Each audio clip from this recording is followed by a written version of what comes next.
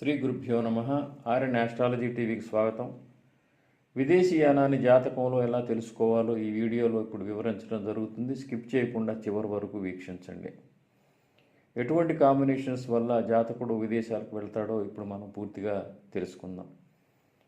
జాతకంలో గురుగ్రహానికి చంద్రరాహు సంబంధం కనుక ఏర్పడినట్లయితే జాతకుడు విదేశాలకు ఖచ్చితంగా వెళ్తాడు.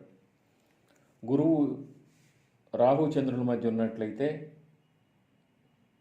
విదేశాలకు వెళ్తారు, అక్కడ స్థిరపడతారు. లేదా రాహు, గురుడు, చంద్రుడు ఈ మూడు గ్రహాలు కూడా కోణాల్లో కనుకున్నట్లయితే ఒకరి నుంచి ఒకళ్ళకి, అంటే చంద్రుడి నుండి గురుడికి కోణం, గురుడి నుంచి రాహు కోణం, ఈ విధంగా ఉన్నా కానీ, అంటే ఈ మూడు ప్లానెట్స్ కోణాల్లో ఉన్న ఆ జాతకుడు విదేశాలకు వెళ్ళే అవకాశం ఎక్కువగా ఉంటుంది. కొన్ని సందర్భాల్లో కేతువు, గురువు, చంద్రుడు ఉన్నా కానీ విదేశాలకు వెళ్తారు.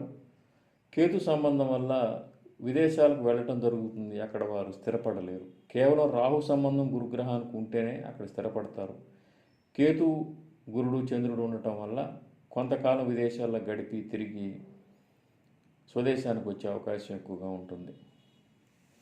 ఇది మొదటి కాంబినేషన్. రెండో కాంబినేషన్ ఏంటంటే శని, రాహు, చంద్రులు ఈ మూడు గ్రహాలు కోణాల్లో ఉన్న, ఒకరికొకరు కోణాల్లో ఉన్న, అంటే 1, 5, 9లో ఉన్న, లేదా శనిగ్రహం రాహు చంద్రుల మధ్య ఉన్నా కానీ ఆ జాతకుడుకు విదేశాలకు వెళ్తాడు.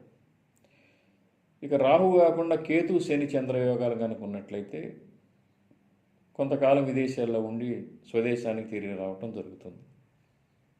ఇక్కడ లగ్నంతో సంబంధం లేదు, అన్ని లగ్నాల వారికి ఇది వర్తిస్తుంది. ఏ లగ్నంలో జన్మించిన వారికైనా రాహు, చంద్ర,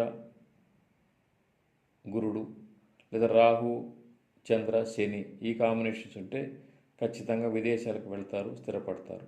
రాహు స్థానంలో కేతు సంబంధం కనుక ఏర్పడినట్లయితే కొంతకాలం విదేశాల్లో ఉండి రావటం జరుగుతుంది. ఇది అన్ని లగ్నాల వారికి వర్తిస్తుంది, ఏ లగ్నంలో పుట్టినా సరే. ఇక లగ్నం నుంచి మనం లెక్కేసినట్లయితే ఎప్పుడైనా సరే జాతక చక్రంలో వ్యయ స్థానాన్ని మనం పరిశీలించాలి. లగ్నం నుండి వ్యయ స్థానం విదేశీయానాన్ని, విదేశంలో స్థిర నివాసాన్ని సూచిస్తుంది.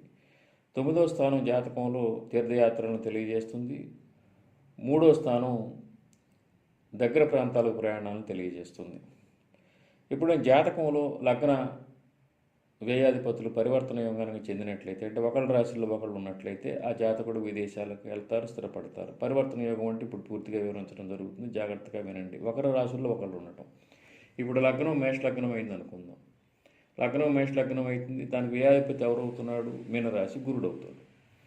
ఇప్పుడు మేషానికి అధిపతి అయిన కుజుడు మీనరాశిలో ఉండి మీనానికి అధిపతి అయిన గురుడు మేషరాశిలో కనుక ఉన్నట్లయితే పరివర్తన, అంటే ఒకళ్ళ రాశిలో ఒకళ్ళు ఉండటం అనమాట. అంటే 1, 12 అధిపతుల మధ్య పరివర్తన యోగం కనుక ఉన్నట్లయితే ఒకరి రాశుల్లో ఒకళ్ళు ఉంటే ఆ జాతకుడు విదేశాలకు వెళ్తారు, స్థిరపడతారు. అదేవిధంగా 1, 9, 12 లగ్నం, భాగ్యస్థానం, వ్యయస్థానం ఈ 3 అధిపతులు చరరాశుల్లో కనుక ఉన్నట్లయితే, మీ గత వీడియోలో వివరించడం జరిగింది చరరాశులు, స్థిర రాశులని. ఈ చరరాశుల్లో కనుక 1, 9, 12 అధిపతులు కనుక ఉన్నట్లయితే ఆ జాతకుడు కూడా విదేశాలకు వెళ్తారు, స్థిరపడతారు. ఇక్కడ వ్యయాధిపతికి, వ్యయస్థానానికి గురుగ్రహ సంబంధం ఉన్న, గురుడు చూస్తున్న ఆ జాతకుడు విదేశాలకు వెళ్తారు, స్థిరపడతారు. అంటే 12వ స్థానాధిపతికి 12వ స్థానం మీద గురుగ్రహ వీక్షణ ఉన్న, గురుగ్రహ సంబంధం ఉన్నా కానీ ఆ జాతకుడికి విదేశాలకు వెళ్ళే అవకాశం స్పష్టంగా ఉంటుంది. 12వ అధిపతి వ్యయాధిపతి 4వ స్థానంలో చతుర్థంలో, లగ్నం నుండి చతుర్థంలో కనుక్కున్నట్లయితే విద్యాభ్యాస నిమిత్తం జాతకుడు విదేశాలకు వెళ్ళే అవకాశం ఎక్కువగా ఉంటుంది. ఇక 12వ అధిపతి 4లో ఉన్నట్లయితే దూర ప్రాంతాలకు విద్యాభ్యాస నిమిత్తం వెళ్ళే అవకాశం స్పష్టంగా ఉంటుంది. లగ్నం చరరాశి అయ్యి వ్యయాధిపతి, లగ్నాధిపతి, భాగ్యాధిపతి 3 గనక చరరాశుల్లో కనుక ఉన్నట్లయితే ఆ జాతకుడు ఖచ్చితంగా విదేశాలకు వెళ్ళే అవకాశం ఎక్కువగా ఉంటుంది. మొత్తం మీద గమనించినట్లయితే లగ్నం నుండి 12వ స్థానం విదేశీ ప్రయాణాన్ని తెలియజేస్తుంది. లగ్నాధిపతి, వ్యయాధిపతి, 9వ అధిపతి ఈ 3 గ్రహాలు చరరాశుల్లో కనుక ఉన్నట్లయితే ఖచ్చితంగా జాతకుడు విదేశీ ప్రయాణం చేస్తాడు.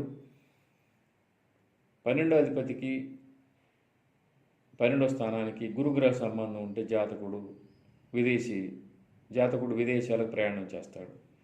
ఈ విధంగా మీ జాతకాల్లో పరిశీలన చేసుకోండి.